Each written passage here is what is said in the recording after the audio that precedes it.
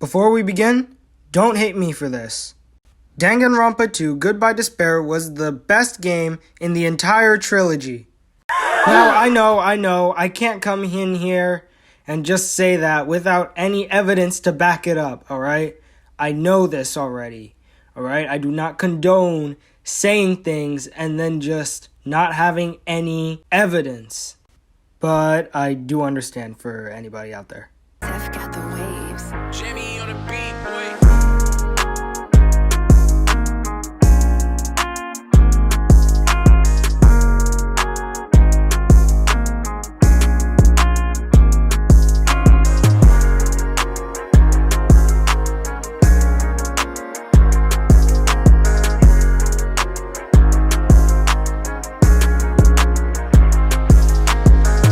What's up, guys? It's Galaxy7 signing in for the 28th time. Now, I was looking through some of my old videos and I saw this one clip that I have made. I don't like Danganronpa V3. Let's begin. Danganronpa V3, the bittersweet game of all the Danganronpa games. I don't like Danganronpa V3. I don't like Danganronpa V3. I thought Danganronpa 3 Future Arc was bad, but when I take a look at this, I start rethinking why I watched Danganronpa in the first place. Alright, enough. Yeah. What, you thought I would say that I regret what I said about that video? Fuck no. I stand by everything I said in that video. Anyone that's still baby raging over my opinion, then go grow a pair. It's an opinion. It's my opinion. I was just sharing that opinion with all of you. Love you. Anyway, so I sat there and thought, man, if I'm going to talk about my least favorite game, why don't I talk about my favorite game of the trilogy?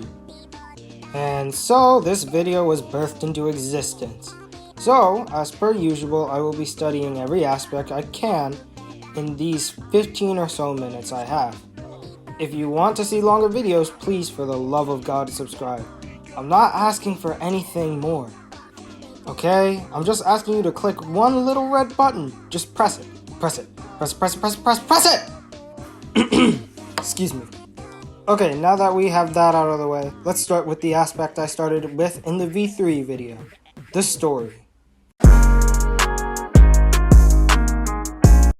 Now, when I talk about Danganronpa 2's story, when I say it's amazing, I mean it's fucking amazing. Like, honestly, props to you, Masafumi Tanaka, for even thinking up this brilliant masterpiece. But that doesn't mean we're still cool about V3. Nah, I'ma hold you for that. Anyway, just a summary of the story. Our main protagonist, Hajime Hinata, is a talentless normie. Throughout the game, we assume he has a talent, but he just can't remember it.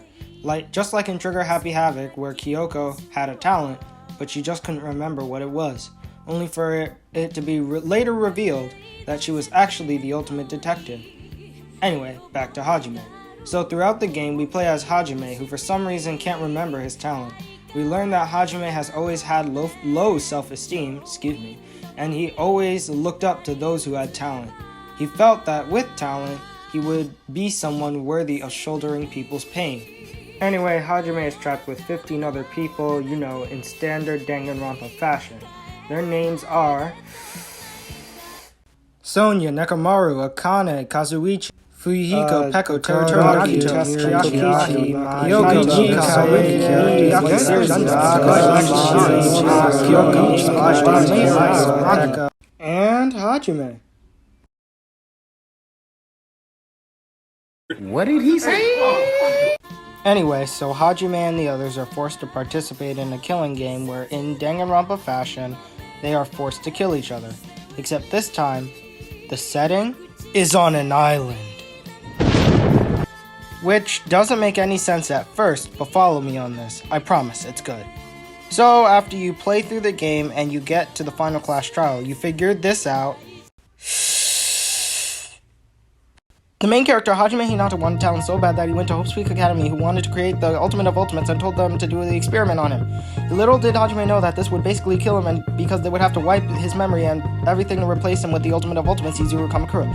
Meanwhile, Junko finds out about Izuru's existence and convinces Izuru to join her in drowning the world in despair. Izuru agrees and converts all the characters in Danganronpa 2 to become part of despair. Eventually, the characters that survived Danganronpa 1 said, "Oh shit, We gotta stop Zizuru and his goons before they really destroy the world. So they take all of the Danganronpa2 cast and put them in a simulation so they can rehabilitate and come out of their despairful ways. That's why it's an island setting and Junko's AI takes over in the simulation and makes them play a killing game and people die and stuff. And so at the end, Hajime realizes that he doesn't need talent because he has to believe in himself, and so he becomes the ultimate of ultimates and escapes the killing game.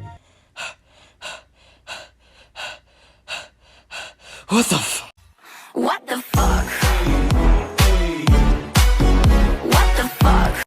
So you see what I mean? That story was so fucking clever. It's on par with how Shadow the Hedgehog was made. It was amazing, and I love how the game hints at this being the case because of the odd things that go on, like Nekomaru becoming a robot or Monokuma being able to appear from basically thin air, and the executions are more out there instead of being down to earth like the first game was. Not to mention the beginning where it's like the Matrix, everything starts to glitch out. Anyway, let's continue with the next aspect, characters. Oh man, I fucking love, and I say this with all my heart, the Danganronpa2 cast. Unlike the other casts, I feel like this one had more emotion put into it. No offense to you, Trigger Happy Havoc, I love you. By emotion, I mean you can see that Team Danganronpa actually enjoyed making these characters. Not to say that you couldn't see that in the others, but I feel that was most apparent in the second game. Also, just a quick side note, props to you voice actors, both Japanese and English, for absolutely bodying your lines because it's not often that I'll praise a Japanese and English dub. Now anyway, it's time to finally close the curtain and get on to the last aspect. What are the bad things about Danganronpa 2? Okay, so a side note, this was actually hard as hell to find because the game seemed to be somewhat perfect. However, I have found one thing that really shows the game's fatal flaw, and that flaw is the free time events.